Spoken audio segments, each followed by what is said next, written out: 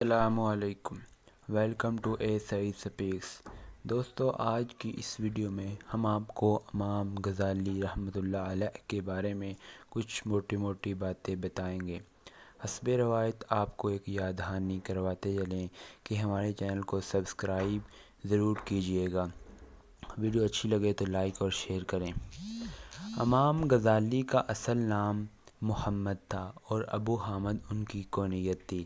ان کے والد اور دادا کا نام بھی محمد تھا۔ حجۃ الاسلام ان کا لقب ہے۔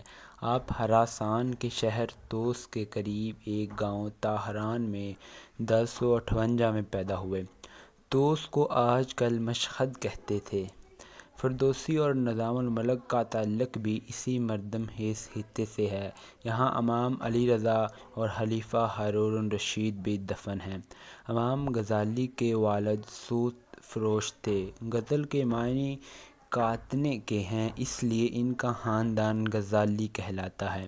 ان کے والد پڑھے لکھے نہیں تھے، البتہ انہوں نے دونوں بیٹوں محمد غزالی اور احمد غزالی کی تعلیم کا خاص بندوبست کیا۔ انہوں نے ابتدائی تعلیم طوس ہی میں حاصل کی، اس کے بعد وہ جرجان چلے گئے۔ امام غزالی جرجان سے تعلیم مکمل کرنے کے بعد واپس آ رہے تھے کہ ان کے قافلے کو ڈاکوؤں نے لوٹ لیا۔ امام کی سب سے قیمتی متاع ان کی علمی یادداشتیں تھیں، جو کہ لوٹ لی گئیں۔ چنانچہ وہ ڈاکوؤں کے سردار کے پاس گئے کہ میری یہ علمی یادداشتیں واپس کر دیں۔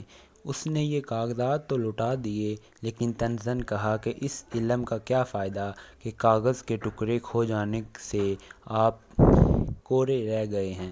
اس واقعے کے بعد امام نے علم اپنے حافظے میں اتارنا شروع کیا۔ اس زمانے میں نیشاپور اور بغداد دو بڑے علمی مراکز تھے۔ امام غزالی نے نیشاپور کا رخ کیا اور یہاں مدرسہ نظامیہ میں اپنے وقت کے بڑے عالم دین امام الحرمین الجوینی سے کسب فیض کیا۔ امام الحرمین کے سینکڑوں شاگردوں میں سے امام غزالی سب سے ممتاز تھے۔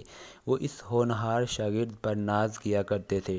امام الحرمین کی وفات کے وقت امام غزالی کی عمر صرف 28 سال تھی، لیکن علمی مرتبہ اس قدر بلند تھا کہ پوری اسلامی دنیا میں ان کا کوئی ثانی نہ تھا۔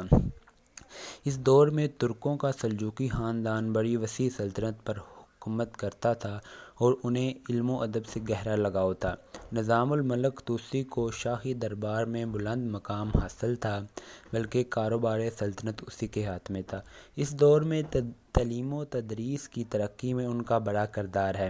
پوری سلطنت میں شاید ہی کوئی ایسی جگہ ہو جہاں مدرسہ قائم نہ ہو۔ حکومت اس قدر خطیر رقم تعلیم پر خرچ کرتی تھی کہ اس کی اس دور میں کوئی نظیر نہیں ملتی۔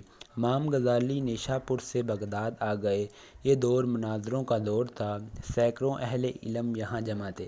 مناظرہ کی مجلسیں جمتیں اور ان میں امام غزالی ہی غالب رہتے۔ انہیں صرف 34 برس کی عمر میں مدرسہ نظامیہ کے صدر مدرس ہونے کا اعزاز حاصل ہوا۔ اب پوری اسلامی دنیا میں ان کی شہرت عام ہو چکی تھی۔ اس کے بعد امام غزالی 10 برس تک سفر میں رہے۔ اس دوران وہ بیت المقدس گئے اور حج ادا کیا۔ واپسی پر انہوں نے اپنی ایک کتاب احیاء علوم الدین تصنیف کی۔ امام دوبارہ درس و تدریس کی طرف راغب ہوئے۔ آخری عمر میں طوس میں گوشہ نشین ہوئے۔ 1111 میں طاہران میں ہی ان کا انتقال ہوا۔ ان کے بڑے بھائی احمد غزالی کے مطابق پیر کی صبح نیند سے بیدار ہو کر وضو کیا اور پھر خود ہی کفن منگوایا۔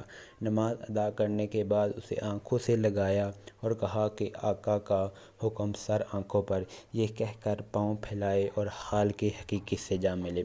امام غزالی نے مختلف علوم و فنون پر بہت سی کتابیں لکھی ہیں۔ ان میں اصول فقہ، اصول فلسفہ، کلام منطق اور اخلاق کے بارے میں ان کی تصانیف زیادہ اہم ہیں۔ ان کی تصانیف میں سے احیاء علوم الدین کو بڑی اہمیت حاصل ہے۔ آج کے لیے اتنا ہی۔ آئندہ ویڈیو کے لیے اللہ نگہبان۔ ہمارے چینل کو سبسکرائب اور ویڈیو اچھی لگے تو شیئر اور لائک ضرور کیجیے گا۔